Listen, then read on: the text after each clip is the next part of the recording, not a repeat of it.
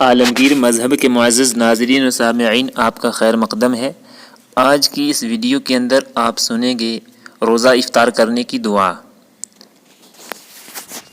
بسم اللہ الرحمن الرحیم۔ عن معاذ بن زہرة انه بلغ ان النبي صلی اللہ علیہ وسلم كان اذا افطر قال اللهم لك صمت وعلى رزقك افطرت۔ رسول اللہ صلی اللہ علیہ وسلم جب روزہ افطار فرماتے تھے تو کہتے تھے اللہم لک صمت وعلی رزقک افطرت، اے اللہ میں نے تیرے ہی واسطے روزہ رکھا اور تیرے ہی رزق سے افطار کیا۔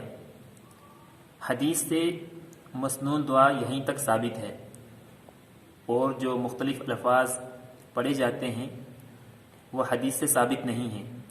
حدیث سے اتنا ہی لفظ ثابت ہے، اللہم لک صمت وعلی رزقک افطرت، یہ دو لفظ ہیں، اے اللہ میں نے تیرے ہی لیے روزہ رکھا اور تیرے ہی رزق سے افطار کیا۔ اللہم لک صمت وعلی رزقک افطرت۔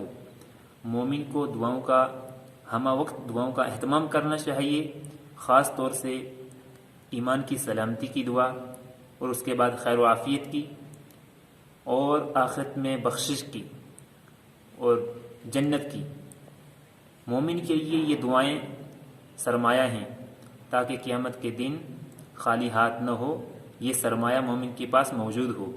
اللہ تعالیٰ عمل کی توفیق عطا فرمائے۔